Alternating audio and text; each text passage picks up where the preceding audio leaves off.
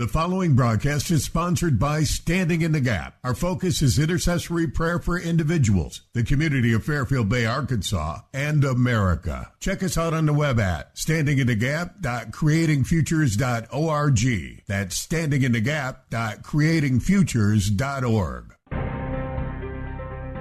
Welcome to There Is Hope. The advice or counsel given is provided for informational purposes only. Your host for There Is Hope, Richard Dover.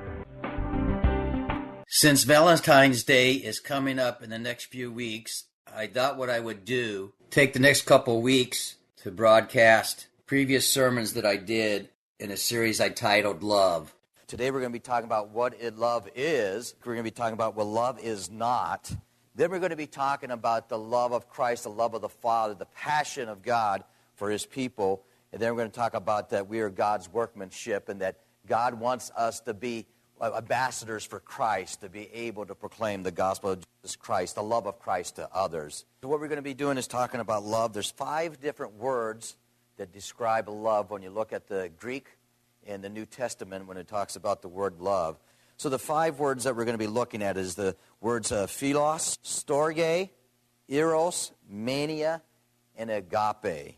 So let's take a look at each of them. The first one is philos. Philos means friendship love. It's a type of love that friends have. It's like if you think of children and they have their friends at school or their friends in the neighborhood, their friends in church, and there's this friendship that goes on. It's about people that maybe know each other for years and years, and they have this friendship where they care for each other.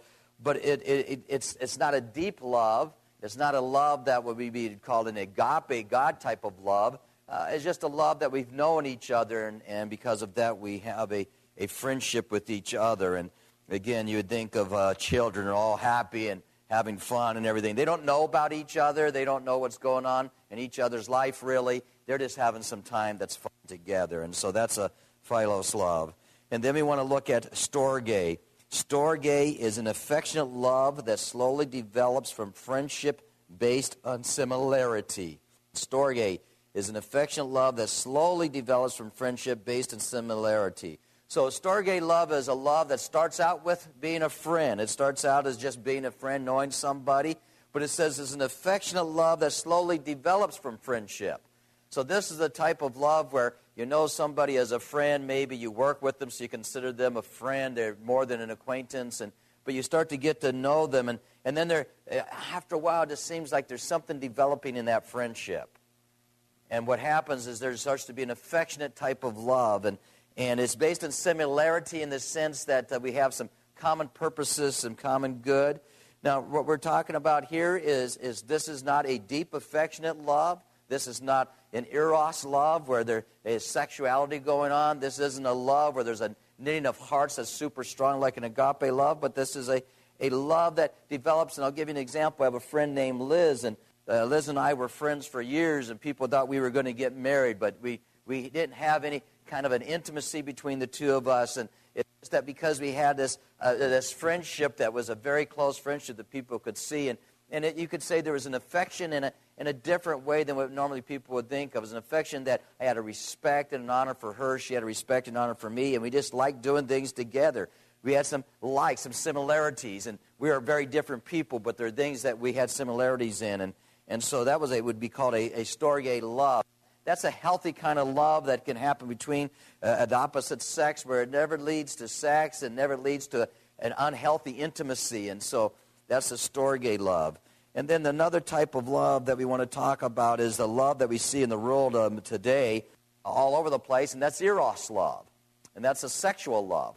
Now, I want to clarify with you, when we think of eros love, when we think of sexual love, we as Christians normally jump up and down and say, oh my goodness, that's terrible, that's wrong. This understands something. Sex tied to love and love tied to sex isn't wrong when it's under the guidelines of marriage, and that God wants a husband and wife to procreate. He created man and woman to procreate.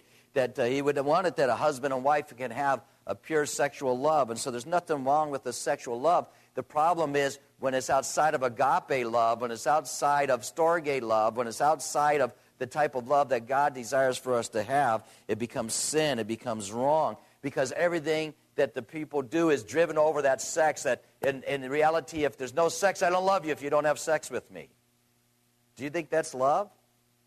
If you don't have sex with me, then I don't love you. That certainly isn't the love. It isn't the agape love we're going to be talking about. And so that type of eros love, that sexual love, is all based upon emotions, is all based upon feelings, is all based upon hormones, and it has nothing to do truly with love. And so when people are practicing sex outside of marriage and say, well, I really love this person.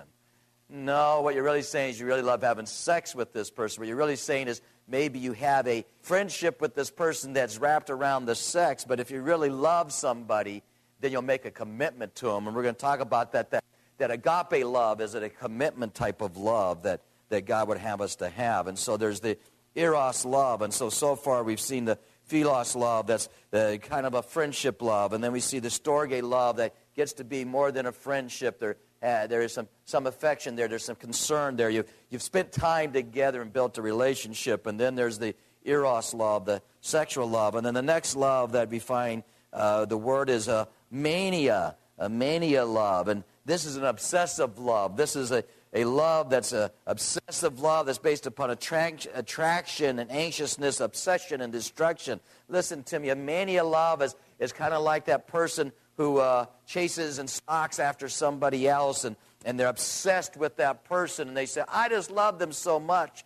But it isn't, again, a agape type of love, a God type of love, a commitment type of love. The commitment is I'm willing to chase after you. I'm willing to be obsessed, and I'll do anything to get with you. But it is all self-centered. It's all to fill my flesh up. And what happens is it becomes destructive. And some people will start out with good love. Some people start out with a good friendship, but then it starts to go bad, and it becomes all self-centered. And a self-centered love can become a mania type of love, and where love is all and anxiousness. And listen, husbands and wives can be in mania love, where the husband is so obsessed with the wife that to the point that there's a jealousy, and that she can't even talk to anybody without the man being suspicious, and he's anxious about what is she doing. Oh, she's on her phone. Who's she talking to? And that it is obsessed, and it's very destructive. It only makes sense that this would be a destructive love. And so when you look at each of the loves we've talked about so far, that we see that there's the friendship type of love of just being friends, and then there's the storge love. It might be a closer friendship, an intimate, close friendship.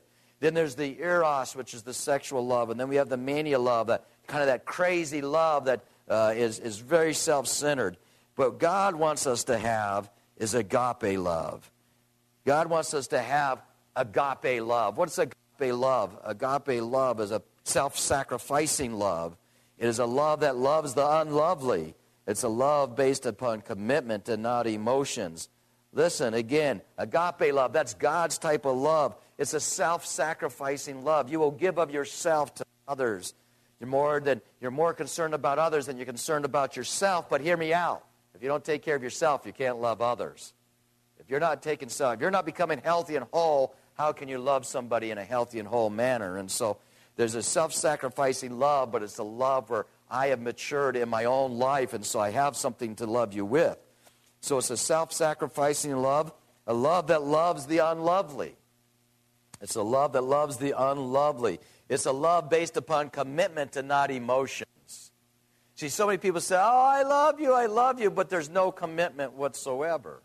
It's based upon emotions. And I love you now, but I don't know if I'm going to love you tomorrow, so I don't want to get married because married means commitment, and I don't want to make commitment. I'll tell you what, let's just love each other, and we'll love each other until it doesn't work out. Well, when you say, let's love each other until it doesn't work out, it's not going to work out sooner or later.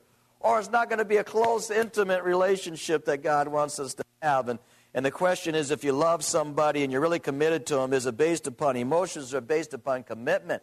Let me tell you that if you really love somebody, there will be emotions involved. But if there's no commitment, you don't really love them. You're not steadfast with them. And we need to look at the Bible, and how does it define agape love? What is God's love? How do we define it? Well, we have the love chapter. Everybody knows the love chapter. It's 1 Corinthians chapter 13. 1 Corinthians chapter 13. What we're going to do is we're going to look at verses 4 to 7. Let me read them to you. It says, love is patient. Love is kind. and is not jealous.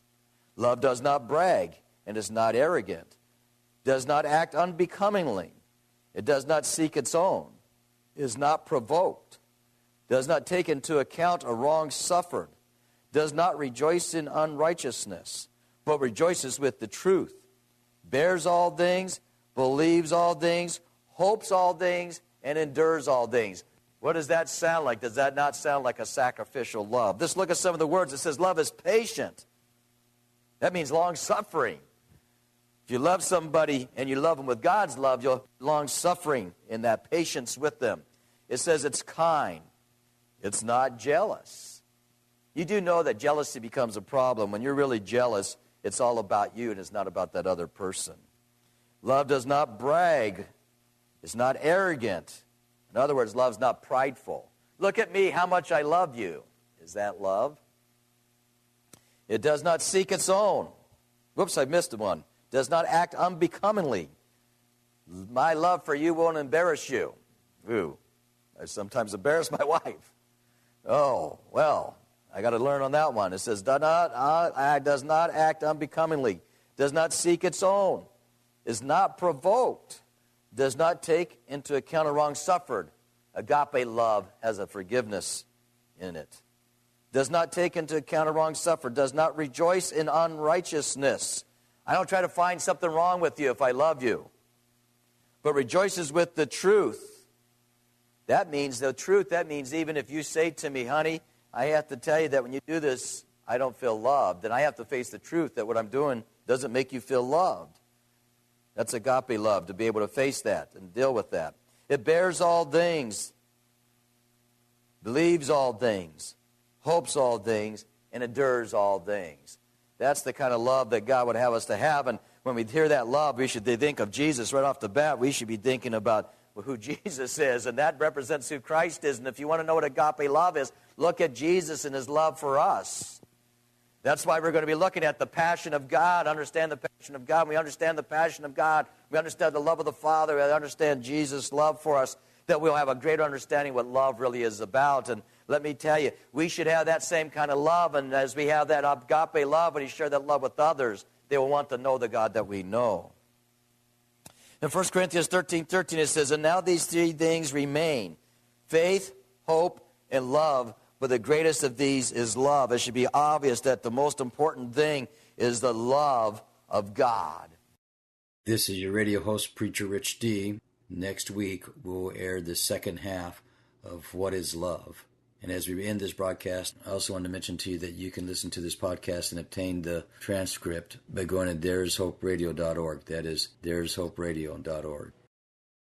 And you always can reach me at 1-866-WANT-GOD. 1-866-WANT-GOD. 1-866-WANT-GOD. Or 1-866-926-8463. 1-866-926-8463. God bless you. You've been listening to There Is Hope, and any advice or counsel given was provided for informational purposes only.